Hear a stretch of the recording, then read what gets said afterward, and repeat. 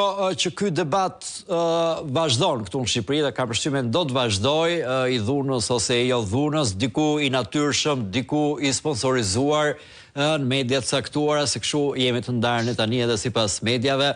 Opozita duket se e ka fituar narrativën e mediave ndërkombëtare. Gjitha mediat ndërkombëtare, jo vetëm këtë herë, po dhe herët e tjera, kanë të njëjtën përshkrim për protestën, ku ato thonë që pati përplasje, u sulmua me molotov, policia kundërshtoi me ujë dhe gaz lotësjellës protestën për shkak të korrupsionit në qeveri dhe përmendet gjithmonë rasti i ish-zëvendës kryeministres Balluku. Pra duhet se kjo panoramë dhe ky përshkrim shoqëron gjithmonë ato fotot dhe pamjet që vijnë nga Tirana në redaksit, që shkojnë nga Tirana në redaksit e huaja.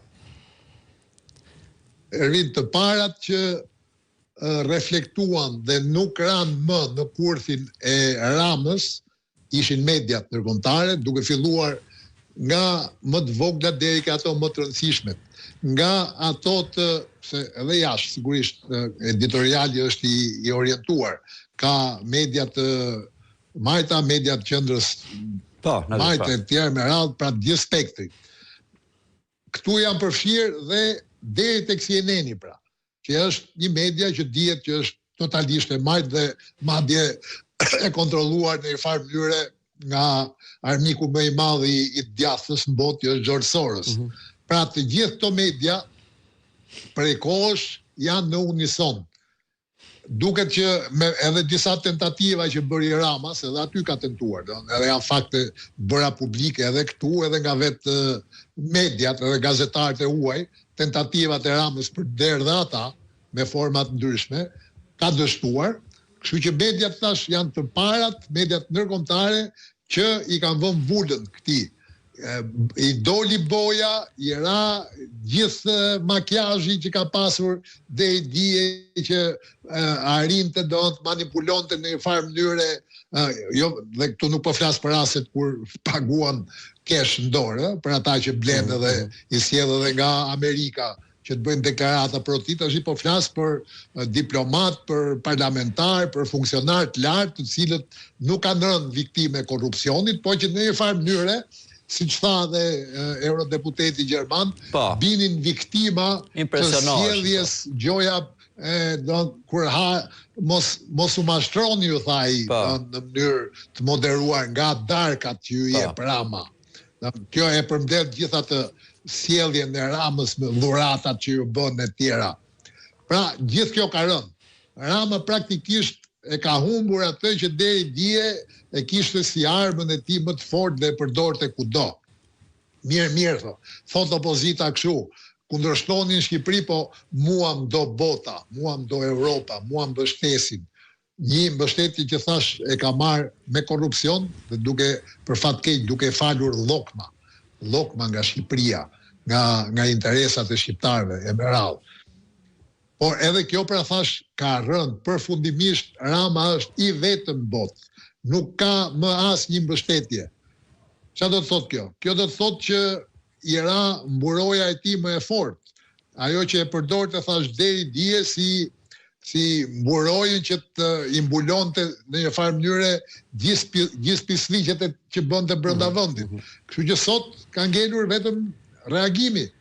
Nuk ka mënyrë tjetër për të larguar një diktator, një regjim, nuk largohet asnjë regjim duke ndenjur në shtëpi, duke ndenjur në kafe, duke parë nga televizori se ç'ndodh. As edhe një, edhe më i dopti. Kështu që më dobët se kaq Rama nuk ka qenë ndonjëherë. Reagimi qytetar është ai që mbetet e vetmja mënyrë për të ndryshuar këtë situatë në Shqipëri. Përndryshe thash, e kam thënë dhe stërthënë dhe po vërtetohet çdo ditë, nga dita në ditë vërtetohet, gjërat do shkojnë vetëm më keq. Keq e më keq për çdo qytetar shqiptar, për ata që kanë ngelur ende këtu, që nuk kanë zgjedhur t'ikin ose që nuk ikin dot. Dhe ata që dalin aty në shesh. Dhe qartë. Kap dhe një pikë tjetër të debatit, se shoh nga këta palacot që thonë jo po nuk po i përgjigjet populli opozitës, jo po nuk po del populli, jo po dalin militantë, jo po kështu e po ashtu. Ka një të vërtetë në fakt. ata që dalin aty nuk janë popull, ata janë heronjt e këtij populli. Sepse dalësh në këtë situatë, protestosh përballë me atë dhunë, dhe jo vetëm me atë dhunë që duket aty, po me dhunë të gjithanshme. Po, qartë. Që e kemi thënë dhe kemi përsëritur dhe këtë, kur gjithë mjetet e represionit përdoren ndaj kundërshtarëve politik, nga policia tatimore, IKMT-ja, gjithë shteti. Gjithë shteti është funksion të një regjimi kriminal dhe përdoret kundër popullit që reagon për drejtat e tij.